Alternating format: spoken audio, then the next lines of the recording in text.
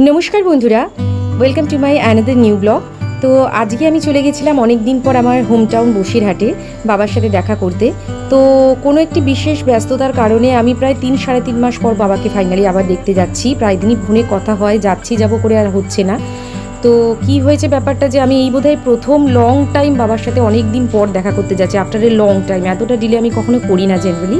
তো যেটা হয় জেনারেলি আমি আর আমার হাজব্যান্ড অন বাইকেই যাই, তো এটা অভ্যাস হয়ে গেছে। আজকে একটু সিস্টেমটা চেঞ্জ করলাম, আজকে অনেক দিন পর ইচ্ছা এলো একটু বাই ট্রেন যাই।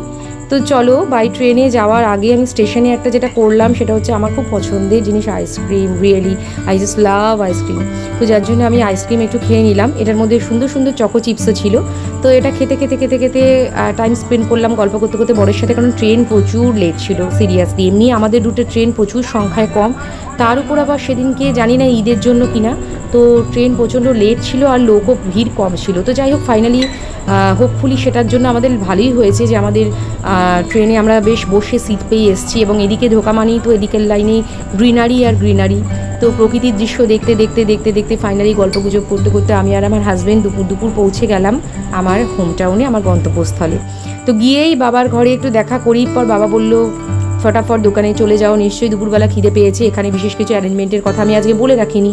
তাই আমি বললাম কেন এরকম কেন, তো কেন সেটা পরে সারপ্রাইজ। তো বাবা আমাকে পাঠিয়ে দিল নিউ কিচেন থেকে, আমাদের কলেজের ওখানেই একটা রেস্টুরেন্ট। বাট বিশ্বাস করো এতটা গরমে আর দোকান ঘুরে আমার খাবার নিতেও ইচ্ছা করছিল না, মনে হচ্ছিল ওখানে বসেই খেয়ে ফেলি। আর এতগুলো অর্ডার কমপ্লিট করতে গিয়ে মানে আমি বারবার ভিতরে বসে ফোন ঘাটছি, অধৈর্য হয়ে বাইরে আসছি, এরকম করতে করতে ফাইনালি আমার অর্ডারটা আমি পে করলাম, কমপ্লিট হলো। আর খাবারগুলো ফাইনালি আমার হাতে, তোমরা দেখতেই পাচ্ছ। তো কী আছে চলো আস্তে আস্তে ক্রমশ প্রকাশ্য পরে শেয়ার করছি। তো এরপরে চলে গেলাম আমাদের এখানে ওয়ান অফ দ্য বেস্ট মিষ্টির দোকান কলেজপাড়ায়, সেটা হচ্ছে মায়া সুইটস। তো এখানকার মিষ্টি আমার বরাবরই খুব পছন্দ। তো এখানে প্রচুর রঙ বেরঙের মিষ্টি সাজানোও আছে, বাট একটা কথা আছে না, ও বুলায়েগা লেকিন জানে কা নেই, তো ওরকম ব্যাপার। তো এগুলো হাতছানি দিয়ে ডাকছে, বাট জানি কা নেই। তো চলো এখান থেকে কিছু কিছু জিনিস আমার যা নেওয়ার ছিল সেইটুকু আমি শুধু নিয়ে নিলাম, যতটুকু প্রয়োজন। তো তারপরে এসে নিচে একদম সাজিয়ে ফরাস পেতে খেতে বসে গেলাম। হ্যাঁ, এখানে একটা কোশ্চেন থাকতে পারে আমি নিচে কেন খাচ্ছি, কারণ এখানে টেবিলটা প্রচণ্ড ছোটো, কোজি একটা রুম। কারণ আমার বাবা আমাদের সাথে তো থাকতে চাননি। আমার মা আজকে 5 বছর হয়ে গেল, প্রায় এক্সপায়ার করে গেছেন। তারপর থেকে বাবাকে আমরা আমাদের সাথে নিয়ে গিয়ে রাখতে চেয়েছি, কারণ বাবা একা একা বাড়ি মেনটেন করতে পারছিলেন না। তো যার পরে বাবা বাড়ি বেছে দেন, কিন্তু আনফর্চুনেটলি বাবাকে আমি রাজি করাতে পারিনি, বাবা কারোর সাথে থাকতে রাজি নন। তো সারা জীবন চাকরিজীবী থেকে থেকে ওনার নিজের একটা মোরাল আছে, একটা নিজস্ব একটা ডিগনিটি আছে, যে উনি কোনোভাবেই কারোর কাছে থাকতে চান না। তো যাই হোক ফাইনালি বাবা আমাদের জামাই ষষ্ঠী উপলক্ষে কর্তব্যটা করতে কিন্তু ভোলে না আমার বাবা কখনো।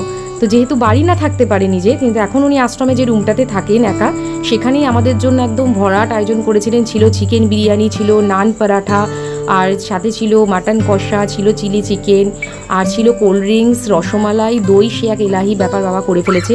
তো সেগুলো তোমাদের দেখিয়ে দিলাম, তোমরা কিন্তু লোকটোপ দিও না। হ্যাঁ, তো আমরা যাই হোক ফাইনালি ওখানে খাওয়া দাওয়া করে কেক মেরে একটু ছবি টবিও আমি তুলে নিলাম খাবারগুলো সাজিয়ে, কারণ বিশ্বাস করবে না তোমরা আমরা আদৌ খাচ্ছি কিনা, তাই দেখিয়ে দিলাম যে হ্যাঁ আমরাই খাচ্ছি। আর আমি বাবার জন্য নিয়ে গেছিলাম একটু মুখটা চেঞ্জ করানোর জন্য কচুর শাক চিংড়ি মাছ দিয়ে আর ইলিশ চিংড়ির ভাপা, কারণ আমার বাবা ওখানকার এক টাইপের রান্না খেয়ে খেয়ে মুখটা পচে যায়, একদম বোর হয়ে যায় বাবার। আফটারঅল আমরা বাঙাল, তো আমরা খেয়ে খেয়ে বড় হয়েছি। তো বাবার এখন অনেক রেস্ট্রিকশনস আছে বয়সের সাথে খাবার দাবার নিয়ে, তবুও মাঝে মাঝে মুখ চেঞ্জের জন্য আমি নিয়ে গিয়ে থাকি। তো সারাদিন এইভাবে মিলেমিশে খাওয়া দাওয়া করে গল্পগুজব করে ফাইনালি আমি ভীষণ টায়ার্ড, আমার চোখ মুখের অবস্থা দেখতেই পাচ্ছ, লোকের সামনে দেখানোর মতো না। তো যাই হোক তবুও ব্লগটা তো কমপ্লিট করতে হবে। তো ফাইনালি আবার রাতের ট্রেন ধরে আমরা বাড়ি ফিরলাম। সো নেক্সট ব্লগ আসা পর্যন্ত আমার সাথে থেকো, পাশে থেকো, আর চ্যানেলটা সাবস্ক্রাইব করো। টাটা।